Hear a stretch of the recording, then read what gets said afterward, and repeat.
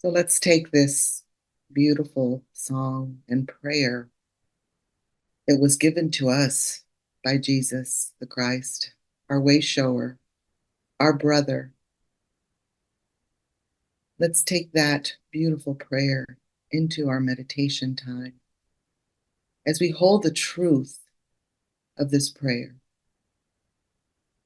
that we are one, that we all are children of the one God, of the one Father, of the one universal truth, that we are a we, not just individuals, but a collective, a host of hosts, a host of divine beings expressed right now individually in this human form. And we honor the truth of our divinity, and we acknowledge and love the truth of our humanity. And we gather in this place together today in consciousness, in understanding that all is in this divine order, and we are part of this grander plan. We feel ourselves uplifted, held in this truth, divinely inspired to act and speak from this place of universal love, wherever we are, in whatever we do, knowing that this is the truth that sets us all free. And so we take this into meditation for a moment.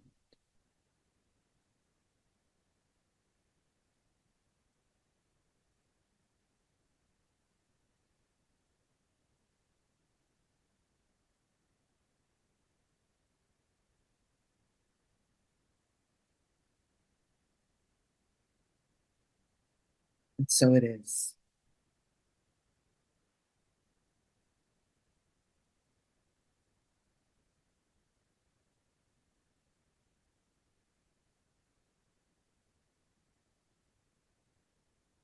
I'm very happy to be here with you today for my talk about getting it into neutral.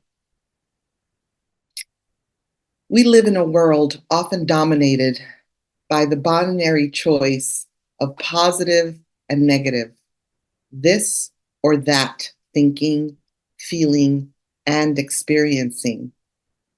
The world seems like a giant pinball game where everything and everyone is bouncing off everything else, gaining momentum and hyperaccelerating as emotional reaction.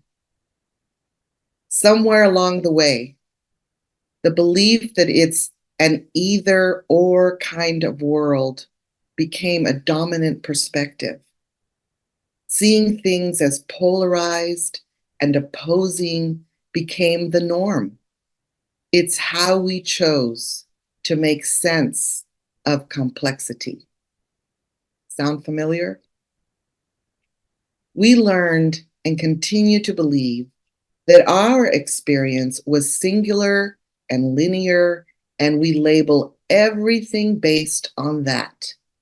It's either this or that, good or bad, right or wrong, black or white, up or down, etc. We could only be for or against something. You get this. This is what I mean by binary. We even decided that we could only feel one thing at a time, and to feel one thing meant to deny another opposing emotion about the same thing. But that isn't our reality, and it's not effective. As a divine being, having a human experience, these are paradoxes of life. We could only choose from the choices being handed to us by the world.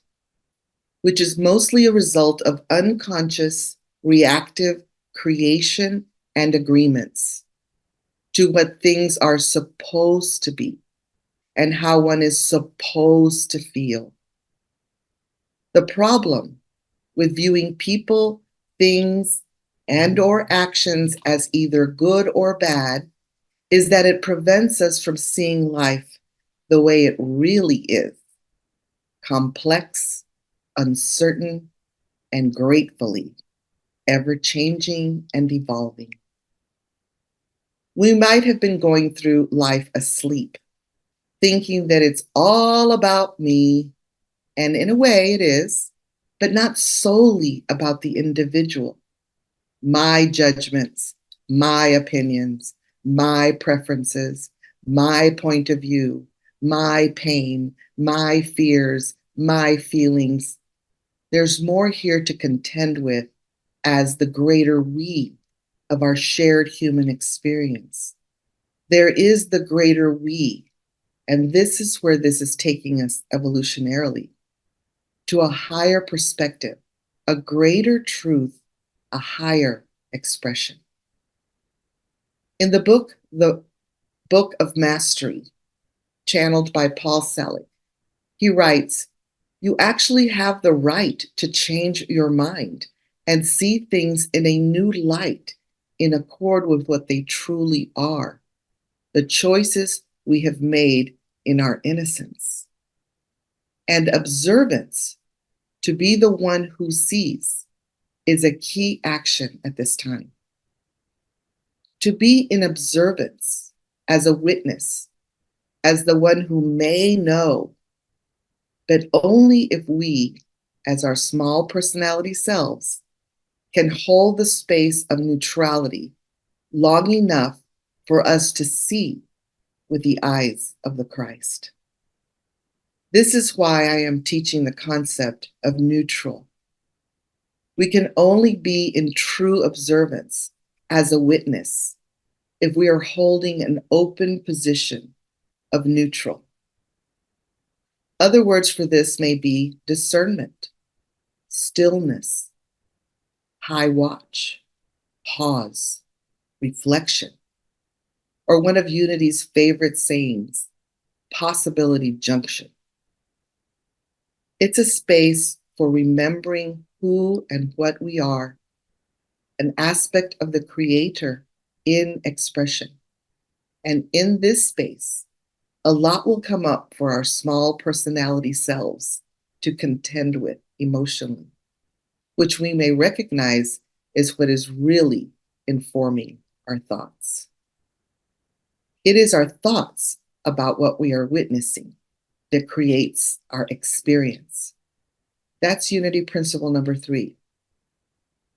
We create our experience through our thoughts, and our thoughts are creative.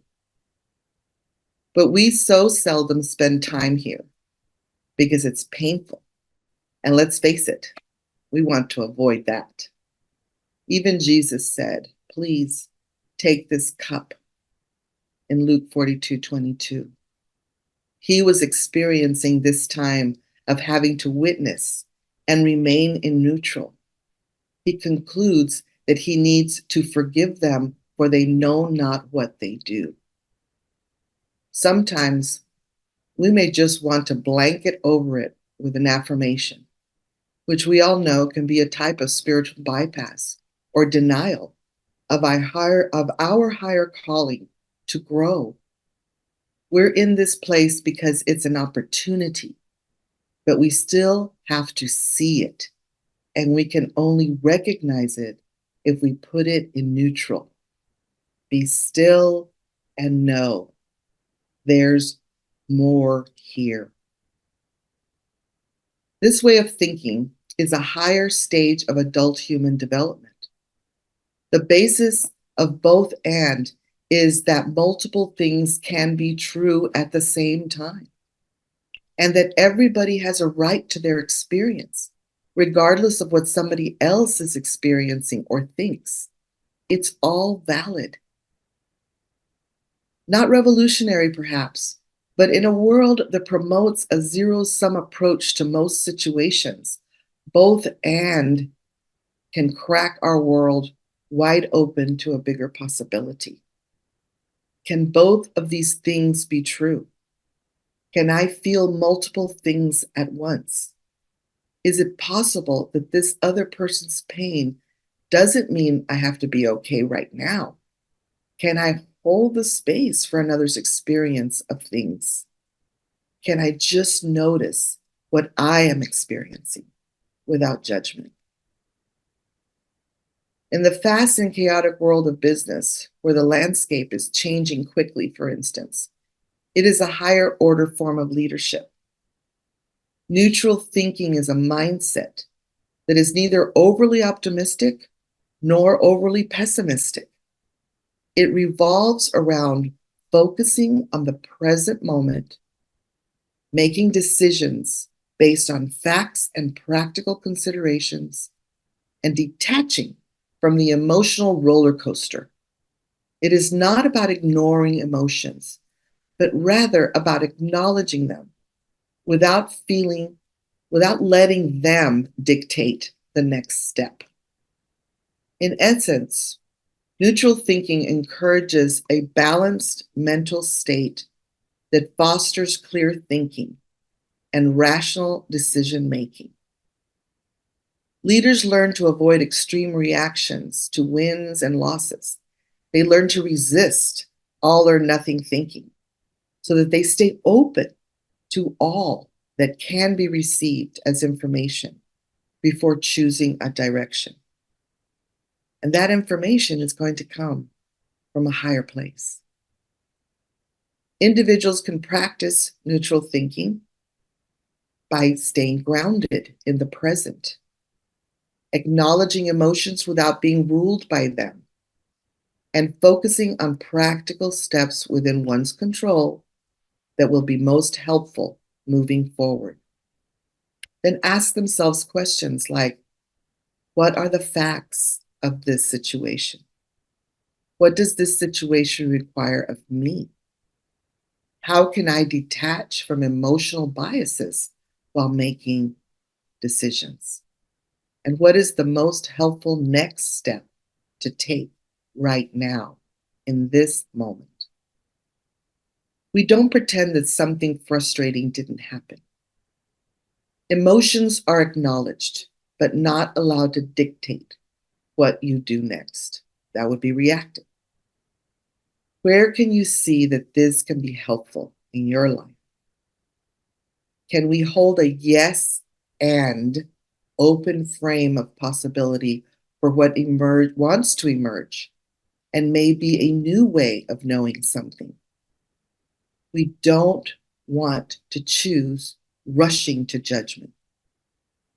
Judgment creates the need for forgiveness, which is why, we do a lot of forgiveness work, because we've done a lot of judging. We don't always hold the bigger perspective. So really, from where can we judge? Judgment is a faculty of the mind that can be exercised in two ways: from sense perception or spiritual understanding.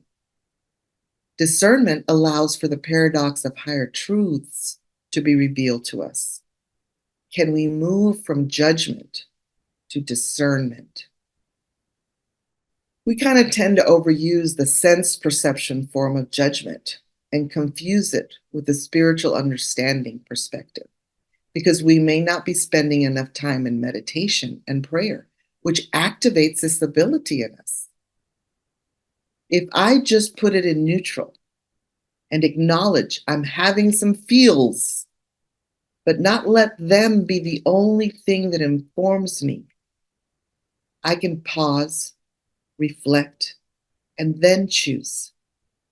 I'm gathering my God-given momentum to move forward in my life, aligning to the highest choices I can make, what I can align to in authenticity, according to my values. It's our point of power, because our next action will be based on our authentic choice with the power of free will behind it. If we are clear on what we value, and what our intentions are, then we open to possibility in everything that we can see before us. If we hold a space of what I'm calling neutral, there's a space for miracles. Sometimes I feel it as a letting go or a surrender. I put it into neutral and I let go of my small self's agenda. I will to will a higher will. It's an opening for higher mind to inform my next choice and to work through me. But I must first learn to get to neutral. Quit trying to make it what I think it should be. It helps me find my way through the complexities. When I was having a very difficult emotion around a relationship I was struggling with, I first had to learn what it felt like to be neutral. Everything about the situation triggered me. I asked the Holy Spirit to help me see it differently. And it showed me what this state of neutral felt like so I could remember. I remember sitting at the food court in the mall and looked across to a man sitting at a table having his lunch. I had no thoughts or opinions or feelings about this man. I could just observe him in a state of neutral observance, without judgment or story of any kind. And I realized that this is what I needed to learn to do about everything. I had to let go of my thoughts, histories, stories, everything I was holding on to behold the situation in grace. From this state of neutral, I could choose to act from a higher place in peace, and I knew I was being shown a way. Jesus said, "My peace I give you." And I realized that I need to get to peace. And the way is to first get to neutral. I encourage you to try it as a practice this week. See if you can bring yourself to a neutral space. Will there be a time when we must act? Yes. But now we do it informed by a higher wisdom and only for our higher selves, not reactive, but for our highest good and the good of all concerned. It's an alignment to what we want to see more of in our reality and in our experience. How you apply this will be up to you. But a good hint is to ask yourself, is this mine to decide for me? Because if it's not, then you can pretty much bet that you're out driving in someone else's lane. Ask for guidance in your time of prayer and meditation. Take the time to pray and meditate and stay open to receive. Jesus taught to turn the other cheek. And he was referring to our higher self, who knows who she is. Our small personality self doesn't want to do this. It just needs to remember to do unto others as we would have others do unto us, to get a point of reference. At least start there. Does cultivating neutrality mean that you don't care about what's happening? No. But you share from a place of affirmation in the truth of everyone's higher self to choose again. I like to remind myself often that the other person has a higher self too, and it's not me. What about the collective? We are the collective, but only at the place where we are each honoring others and aligned to a common goal for the good of all. Otherwise, we're just a mob. We gather in these places to receive a teaching in practical Christianity that can guide us to being part of the solution among our fellows. Getting into neutral is about mastering our emotions, staying open to more than one perspective, open to a new thought and allowing the higher mind to guide us to a higher possibility for response and expression in love. We learn to cultivate discernment and align our will with divine will as a vessel of Christ consciousness in expression through and as us. Thank you so much for listening. I enjoy speaking with you. Very grateful.